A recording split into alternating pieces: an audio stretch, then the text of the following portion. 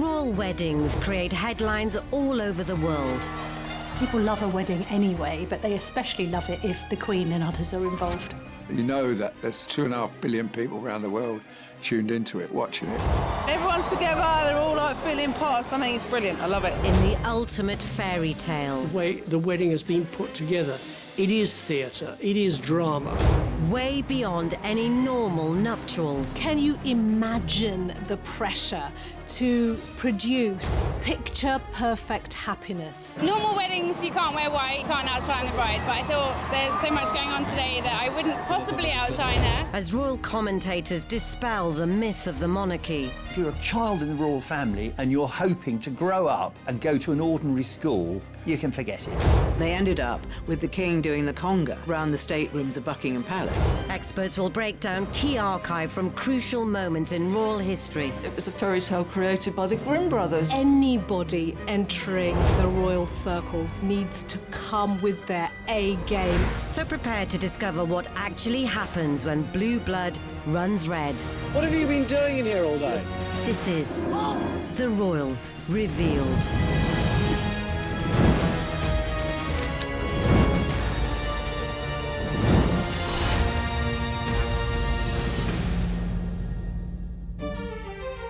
In this episode, over the last century, 2 royal weddings have captured our imaginations above all others. Thousands jam the square before Buckingham Palace and the cry goes up, "We want Elizabeth." They've put a broad smile on the face of the nation. You know that it's the only story in town. You know that it's an exciting day, very early start. One of post-war pageantry, which redefined what was possible in austere times. I think they also had salmon to start with, and to finish with, they had actually cherries and ice cream. But it wasn't even fresh cherries, it was those glazed cherries. Princess Elizabeth, she actually saved up coupons during the course of the war to make this wedding dress. The other, a spectacle with no expense spared. We think that William and Kate's wedding cost around the region of £23 million. The flower budget alone was £800,000, so it was quite a costly affair. And they received many, many things, including a cinema, a racehorse, and one of my favourite presents that they got are 2 pieces of burnt toast. But whilst these 2 grand affairs may be remembered as perfect days, they had a wedding ball 2 nights before the wedding, and no expense was spared on that. It's just one of the best days of the year, best days of the century. It seems strange to think there was a time when the prospect of both marriages hung in the balance. Over 80 years previously in Italy, the makeup of the monarchy could have all changed when the young Prince Philip was just 17.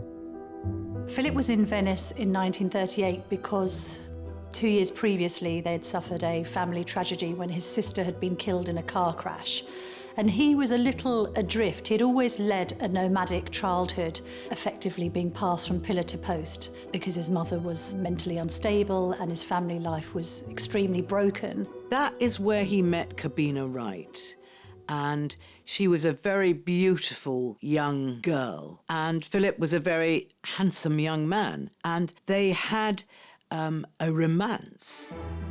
With ambitions to be a star of stage and screen, American Cobbina Wright headed for London's West End. Philip took the cue to follow. They spent a very intense time together in Venice, and then in London for at least a week, where they were spotted wandering around holding hands.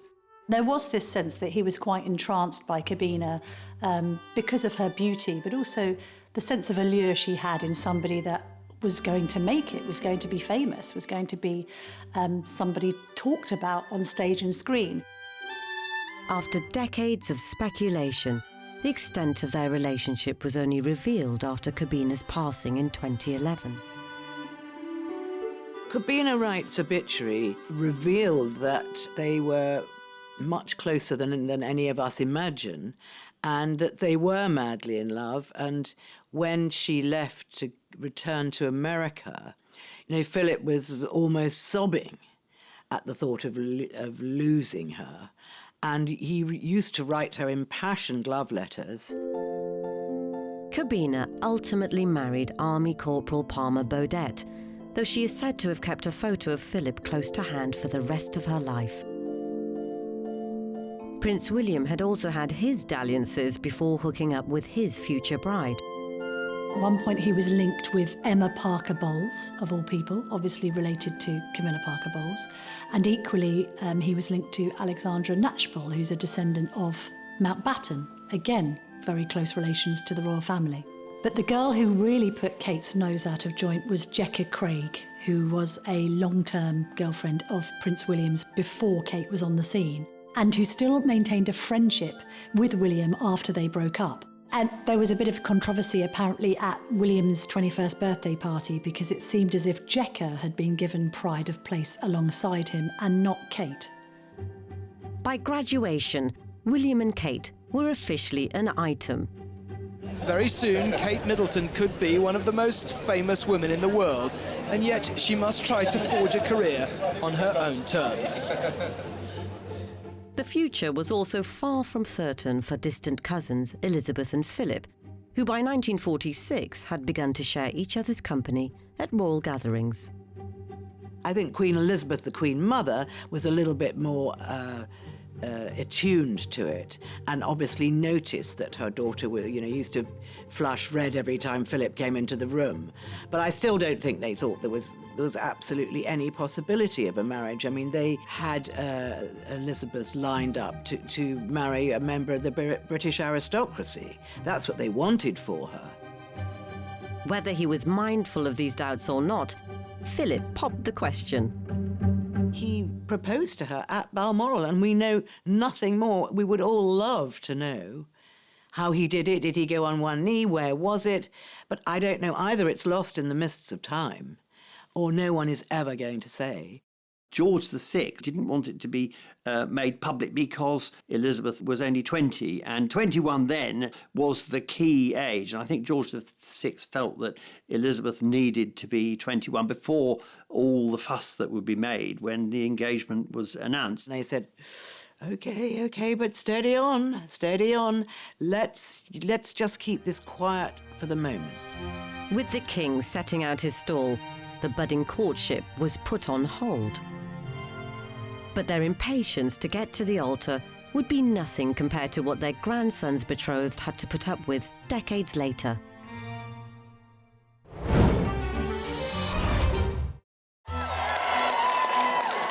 Royal weddings are one of the biggest events of the year. But just like for any couple who tie the knot, the path to walk down the aisle can have bumps along the way. Not least for Kate and William, and Elizabeth and Philip. The latter were now engaged unofficially, but forbidden to tell anyone, and about to be separated as the royals set sail for a South African tour. They were in a way trying to test her relationship with Prince Philip and see if it would go the distance, whether this secret engagement would stand the test of time, and whether Philip was up to the task and wasn't going to stray. But I don't think going to South Africa or any other things that Elizabeth did, I don't think they ever really dented the relationship at all. And George VI knew that. She never forgot Philip, and she wrote to him constantly. So they were in touch. They weren't exiled from each other. They were just apart from each other. I think the decision of the relationship was all Princess Elizabeth. She's the one that fell in love with Philip. She's the one that decided, this is the only man in my life, and this is the man I'm going to marry, and marry she did. Whilst Elizabeth had clearly made up her mind, 60 years later, an heir presumptive was surrounded by an air of doubt. When William and Kate broke up in 2007, I think it was largely due to William having cold feet and perhaps thinking unwisely that he should sow his royal oats rather than be tied down to somebody that he had met really relatively young at university. I've got a theory about the relationship breaking up. Catherine was being hassled unmercifully by the media wherever she went, and I think there was a planned breakup just to take the pressure off Catherine, that once the relationship had been broken, there was no longer any interest. There was interest then on who would William chase after. So the focus was away from Catherine and onto William. When it was initially reported that they had broken up, I phoned Kate and said, look, this story's broken. We need to follow it up in tomorrow's newspaper. Have you got any comment to make? And she said very politely and very calmly, look, I've never commented or spoken to the press in the past, and I'm certainly not going to start now, but thank you for your interest. And I remember finding myself saying, well, thank you. Good luck. I hope all goes well for you. Because at that point, of course, we thought that she would just be a Wikipedia entry in Prince William's life.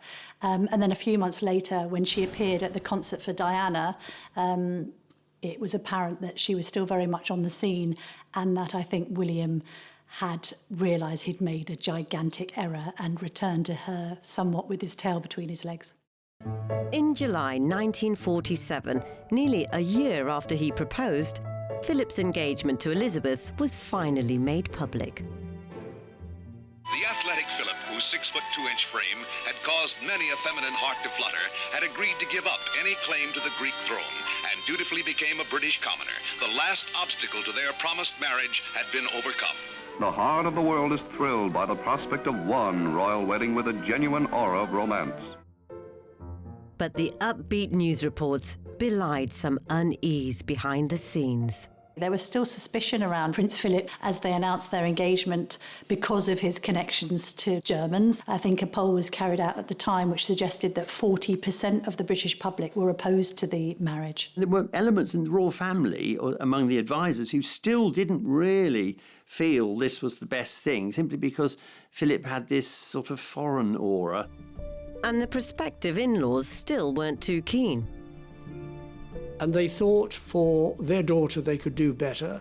They thought too, not just about their daughter's happiness, but they also thought about support for her when she eventually became queen. Was Philip the right man? Apparently the Queen Mother used to refer to Prince Philip in quite disparaging terms as the Hun, which was seemingly a joke born out of the fact that Philip's sisters were married to SS officers.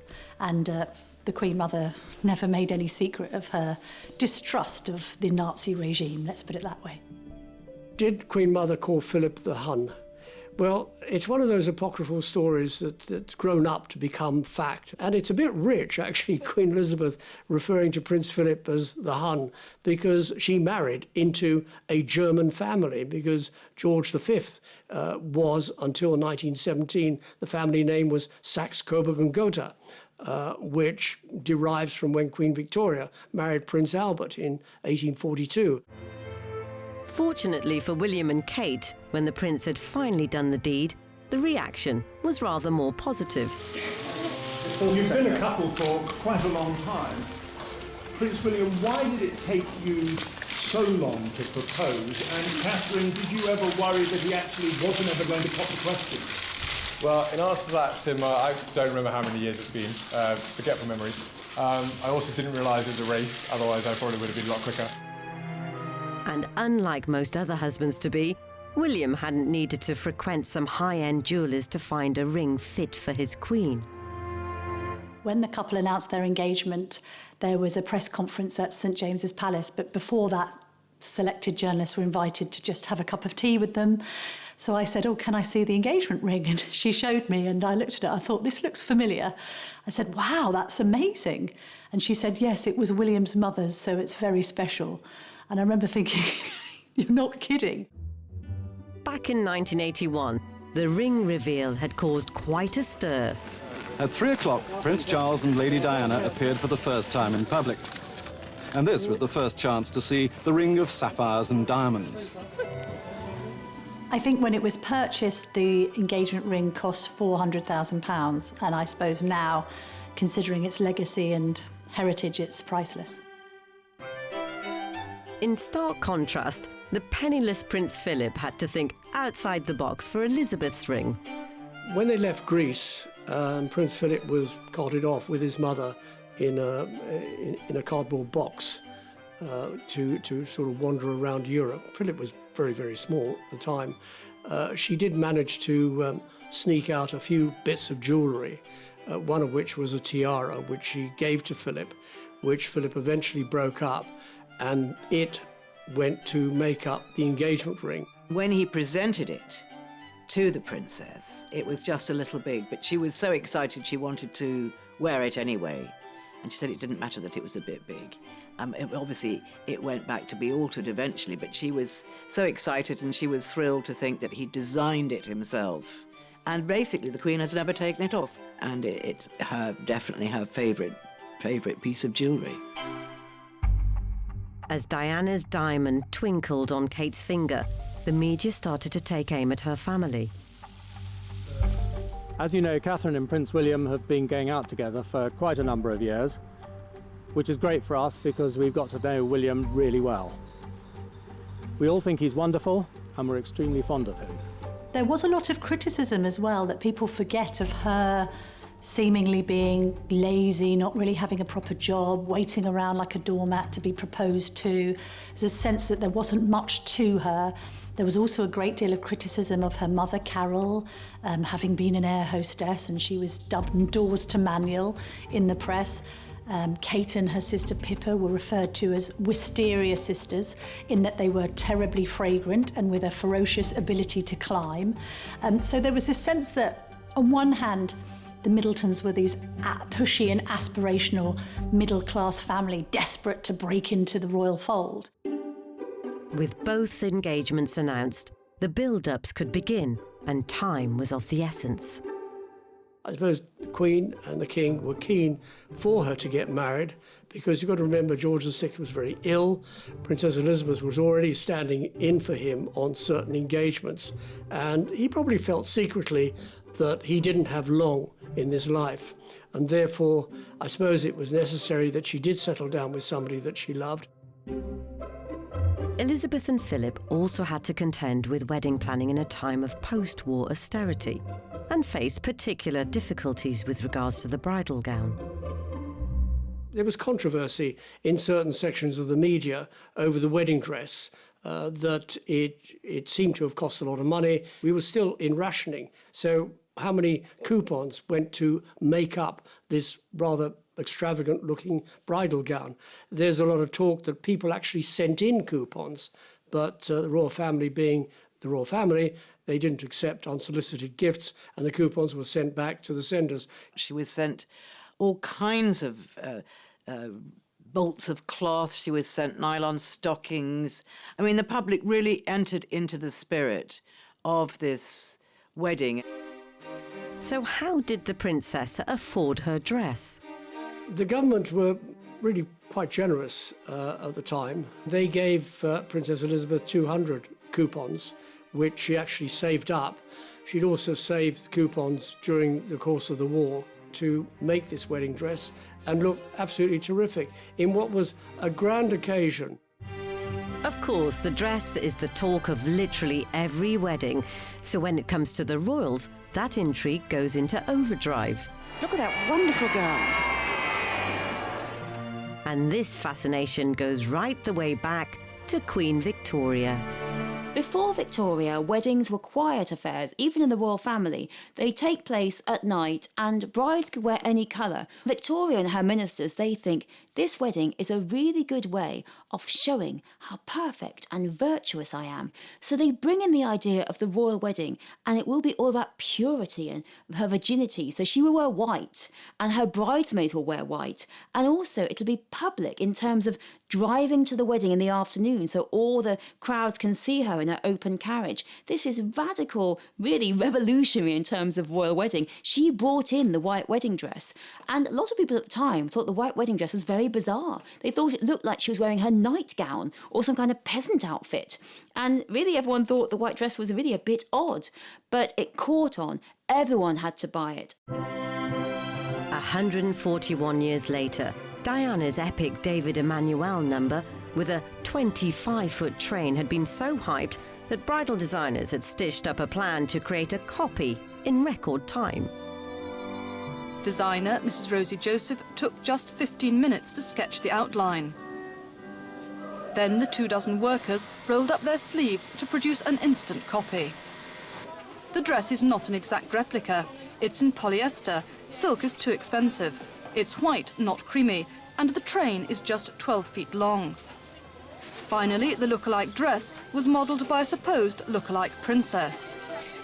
I think if you speak to the Emanuels who designed the dress and veil, it was to create a look of drama.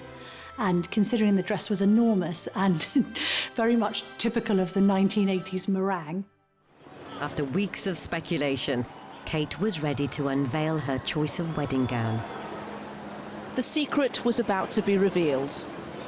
The first glimpse of the world's most talked about dress. Lace, V-neck, with a veil. Through the window of the car taking her to Westminster Abbey, details were at last emerging.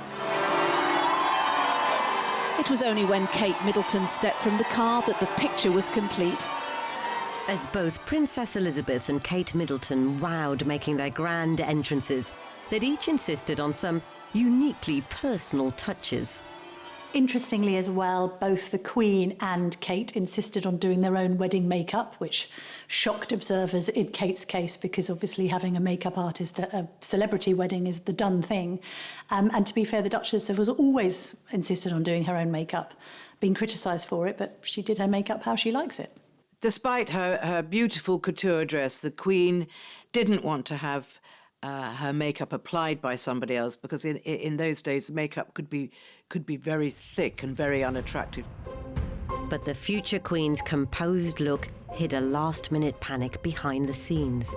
The biggest incident for the princess on her wedding day was that her tiara broke and the catch on the back of the tiara snapped. But luckily, it was whisked round the corner to Garrard & Co. in Regent Street, where they welded it together and sent it straight back to Buckingham Palace again. Phew. But if you look very carefully, the one side is slightly higher than the other side, and it served its purpose. But it has subsequently been repaired properly because the Princess Royal used it for her wedding in 1973, and more recently Princess Beatrice wore it for her wedding. On Beatrice's wedding day, it's very slightly skew-whiff, and that's because you have to be very careful with that troublesome catch at the back. So as both brides entered Westminster Abbey, it was finally time to get hitched. But that wouldn't be the only hitch along the way.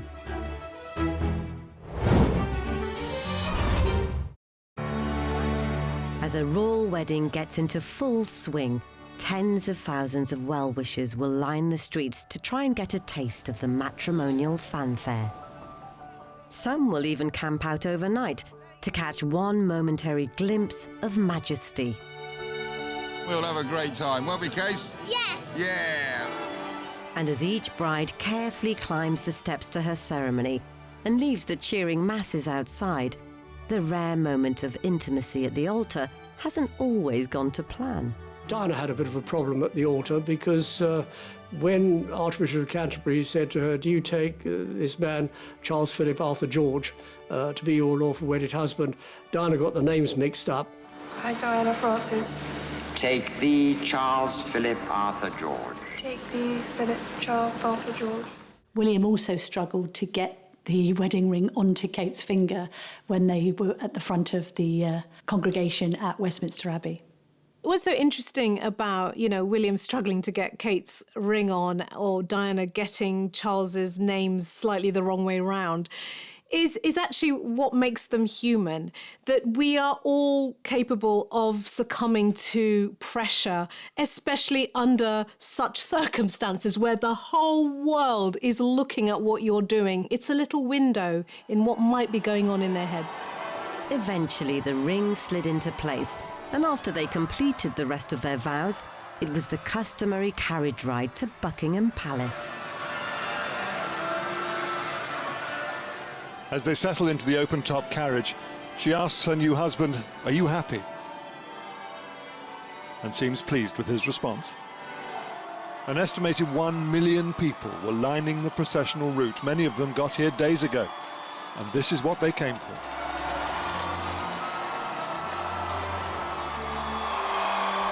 As the crowds congratulated in force, it was action stations for the press pack, like veteran royal photographer Arthur Edwards. You know that it's the only story in town. You know that it's an exciting day, very early start, at least 5 o'clock start. get through the crowds to where your position is. And I had the right pass inside the forecourt of Buckingham Palace. And of course, they looked after us very well. We went there early, got there very early. They laid on a room for us with refreshments and armchairs and television so we could watch the whole of the wedding taking place at Westminster Abbey. And then, of course, when our turn to take up our positions came, it was easy, you know, we just went into position. The prime spot is one which will give the best vantage point of the balcony, a long-standing symbol of the link between monarchy and the masses. The balcony at Buckingham Palace is effectively where the window frame through which we see the royal family. Buckingham Palace was a focal point because the King and Queen were there. And as soon as the war ended, they made what's called the balcony appearance. So the British people associated the balcony with pomp and circumstance and happiness and celebration.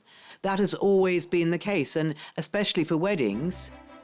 It's exciting, and look round and there's people, their noses pressed up to the railings of Buckingham Palace, and they're all excited and can't wait for the royals to come on the balcony, and you do some pictures of them, and that's the build-up, and then they come up on the balcony and they just roar.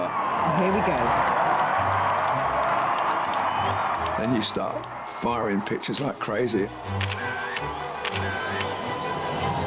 The main picture I'm looking for is the kiss picture. I mean, you know that's going to be the page one picture. And historically, that's not always been the easiest shot to get. When Charles kissed Diana, it was a fleeting kiss, one kiss, bosh, and very, very quick. And many of the photographers there missed it. When Fergie gets on the balcony with Andrew, the crowd starts saying, kiss, kiss, kiss. And I remember Fergie holding her hands up to her ears and they were saying kiss. And he kissed her for so long. Again, the crowd roared its request. What's that, said the couple, as if they didn't know. Of course they did. And this was what the crowd was waiting for. No matter how good a photographer you were, no one got a snap of Elizabeth kissing Philip.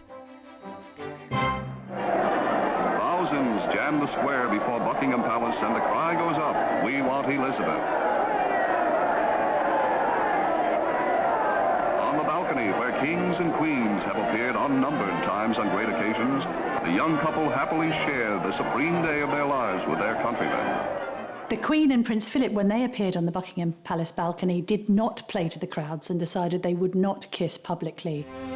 So a simple wave was deemed satisfactory in 1947. But in 2011, with Kate seemingly overwhelmed... Oh, wow, she says. Oh, wow. would the kiss even happen?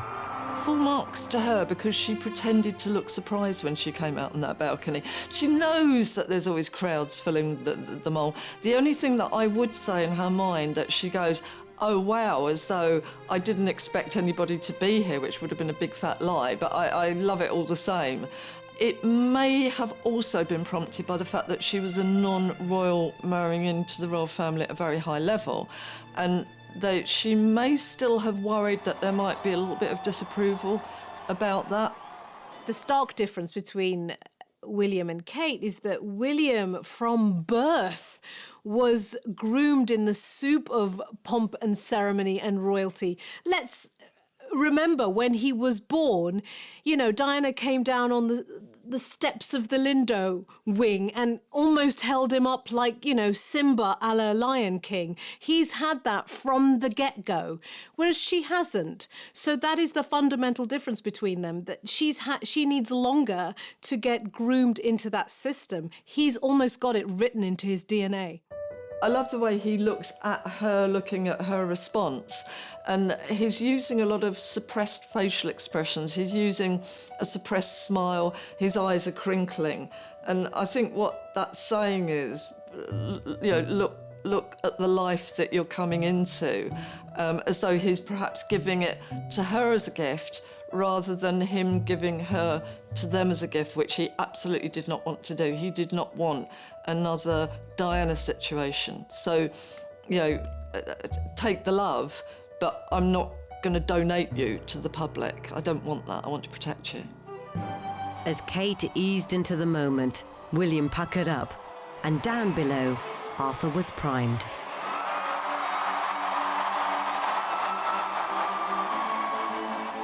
It was lovely. It was joyful to watch and joyful to be there and great to capture. And I remember sending a set of pictures to William and a set of pictures to the Queen. And I remember the Queen stopped me at a school in Windsor she was visiting. And just before she got into the car, she said, "Thank you for those pictures. Wasn't it a very nice day?" I said, "It was lovely, ma'am." And I felt on top of the world, you know. She liked the pictures. But from some angles, there was an untimely bit of inadvertent photo bombing. Some would say William and Kate's balcony kiss was spoilt by the sight of a little bridesmaid called Grace Van Cutsem covering her ears with her hands, seemingly completely horrified by the cheers ringing out outside. But then others look at that photograph and just say that it perfectly paints a picture of what weddings are actually like in reality, because there isn't a bride or groom out there that doesn't know that there can be an errant bridesmaid or page boy just about to ruin everything. If the balcony behaviour brought a touch of levity to Kate and William's snaps, Elizabeth and Philip had a much more serious dilemma to contend with in theirs. Following tradition set out by late Queen Elizabeth, the Queen Mother, the Queen left her bouquet at the Tomb of the Unknown Warrior in Westminster Abbey. So by the time she got back to Buckingham Palace, ready for the wedding photographs, there was no bouquet. So when they came to do the official wedding photographs, if you look very carefully, you'll see that she actually isn't carrying her bouquet. So what happened was, during their honeymoon, they had to return to Buckingham Palace, put on their wedding clothes again, and Longmans made a replica of the bouquet, so there she was holding the bouquet. So it must have really irritated both of them. And to this day, nobody knows what's happened to the bouquet. But bouquet or not, did the photos hide something else that was missing when it came to Philip's demeanour? We suddenly had to see this alpha, dominant, very grown-up, much older male taking more of a back seat. Suddenly she emerged looking very womanly, looking like a queen, and absolutely absorbing all of the attention in a way that I don't think the two of them had experienced before. And he had to take more of a back seat. She threw him a lot of very loving glances, and this photograph particularly is one of them. But it was very much that royal thing of, oh yeah, you know, I'm the one with the power, I'm the one in control, and I will throw a loving and encouraging glance at you, but you are just not as important in the hierarchy as I am.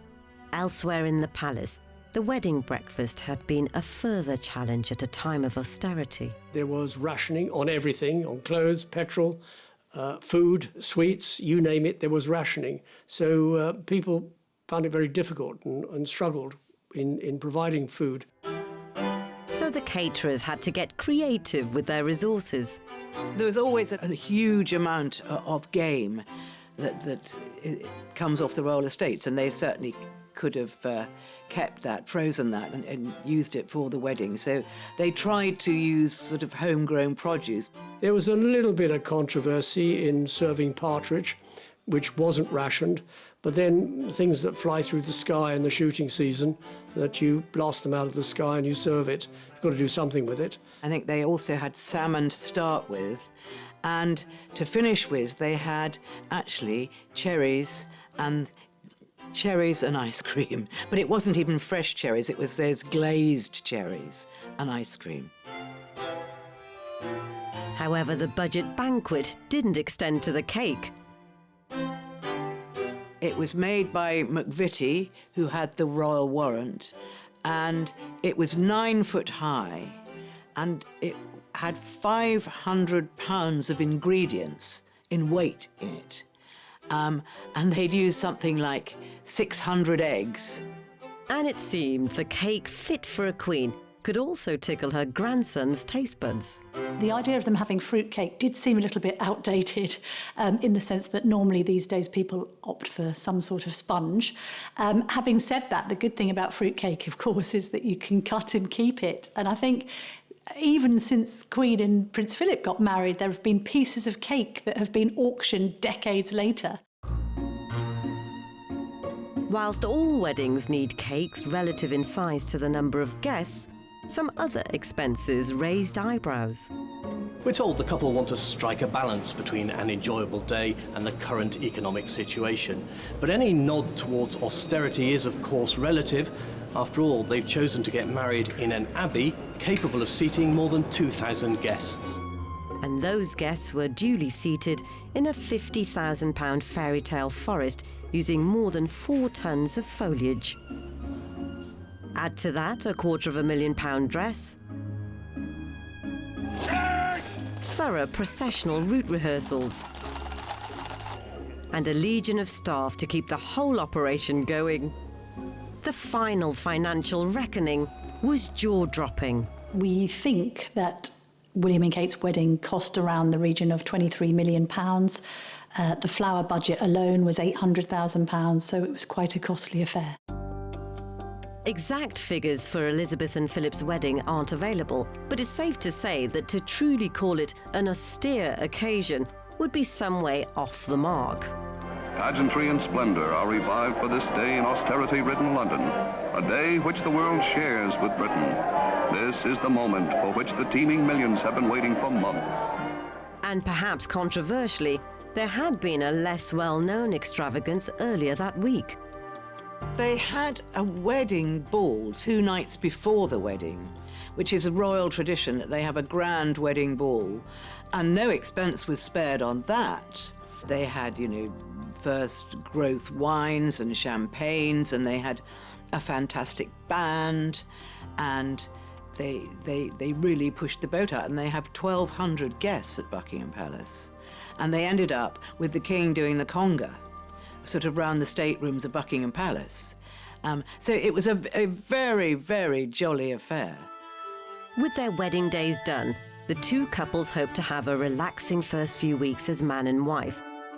But there was very little chance they'd get to enjoy their honeymoon period, as outside interference ensured the newlywed gloss soon wore off.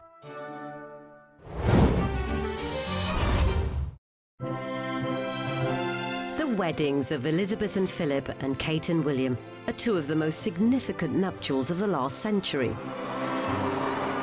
It has been their day, but they've taken such obvious delight in sharing their happiness with everyone who has wanted to be part of it. And in doing so, they've put a broad smile on the face of the nation. For her diamond anniversary, the Queen decided to put on a special exhibition of wedding memorabilia to give the public a sense of what a royal wedding was like in 1947.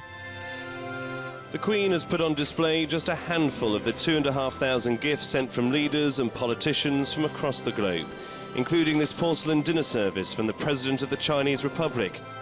Well, not only was it going to be a splash of colour on the hard road, as Winston Churchill put it, but also the presents really were this first moment after the war in which there was this huge amount of munificence and the idea of royal weddings being a time for giant amount of gifts. Stunning pieces of jewellery were also presented to the couple from the world's elite, but it's perhaps the gifts from normal folk they appreciated most.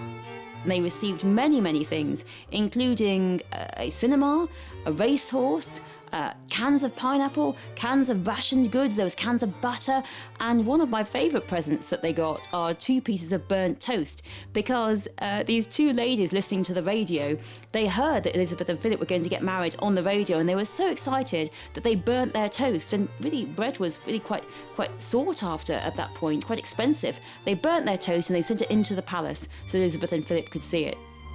Such was their appreciation. Many of the goods were re-gifted throughout a struggling post-war nation. Here's a letter that she sent handwritten to one of the recipients. It says, "Many kind friends overseas sent me gifts of food at the time of my wedding. I want to distribute it as best I can and to share my good fortune with others. I therefore ask you to accept this parcel with my very best wishes. Elizabeth." William and Kate also gave something back to society. William and Kate decided to forego traditional wedding presents. I think having lived together for a decade before they married, they had enough toasters and coffee makers and toasty makers and his and hers mugs. So instead they decided that they would ask for charitable contributions. And in the end, they raised over £1 million for good causes. Then came the honeymoons, with Elizabeth opting for a budget break, split between the home of Philip's uncle, Earl Mountbatten, and the family estate at Balmoral. I don't think Elizabeth would ever have gone abroad. I think it was always her hope to stay in England, and I think that most brides and grooms at the time had very modest honeymoons. It wasn't really a time of overseas travel. It wasn't a time of hopping on a plane and going off to Italy or going off to anywhere. A staycation might have been sufficient for a future queen in the wake of World War II. But fast forward 64 years, and there was no such scrimping for Kate and Wills, who whisked themselves off to an Indian Ocean paradise. William and Kate managed for quite some time to keep their honeymoon completely under wraps. So although we saw them the day after the wedding, because they did a photo shoot in the grounds of Buckingham Palace, they then disappeared. And it later transpired they'd gone to the Seychelles, literally to a remote island, I think with only about 10 or 11 villas there. So no prying eyes could get anywhere near it. I think that really shows the difference between a honeymoon, between travel, between notions of weddings, and really I think William and Kate's wedding, in which many, many couples across Britain and across the world went on these huge, lavish honeymoons. It shows the difference in the social change, and particularly that William and Kate, even though one day they will be king and queen of Britain, they chose not to have a British honeymoon. Yet somehow, the secret of the secluded destination leaked. There were some photographs taken, I think, by an extremely long lens of the couple strolling on the beach in their swimwear. They didn't emerge until months later, I think in Australia, a Women's Day magazine. What was interesting about it is that the British press must have been offered the shots and rejected them on the grounds that they looked like they completely invaded the couple's privacy. As they approach their 10th anniversary in 2021, Kate and William have some way to go to match the Queen and Prince Philip's 72 years. But both weddings undoubtedly gave the country a boost. Well, this is by some distance the biggest celebration of the royal wedding across the country. There have been thousands upon thousands of parties as the nation has taken up William and Kate's invitation to be a part of their special day. Even the priests were jumping for joy. Sheer glee. Fantastic. Cartwheeling. Now, that's something we didn't expect to see, but... That is wonderful. That sums it up. Yeah. In 1947, there might not have been quite the exuberance, but it signified something to cherish following years of devastation. People after the war were looking desperately for something to celebrate. It was just a moment of happiness for everybody. That day would set Princess Elizabeth on a path to lead her nation for the decades that followed, with the constant support of her husband. Now, as the Queen looks to the future, it seems Kate has become much more than just William's wife. I think there's a sense that the Queen and Kate get on really well. They're both quite naturally shy and introverted. I think she admires Kate for the fact that, like her, she's said to not have put a foot wrong. She hasn't sought to overpower or overshadow William as he's gone about his role. I think that they're viewed as quite an equal partnership in the royal family. The Queen views Kate as a very safe pair of hands and a very good consort to William. Will she make a good Queen? Well, she's making a very good Duchess of Cambridge, and if she carries on like this, she'll make a very good Queen. When I see William and Catherine now, I mean, I know that for the next 100 years, it's going to be great. So if William and Kate are in for the long haul, his grandparents provide the perfect blueprint to follow as they try to balance being married to each other and bound to a life of duty.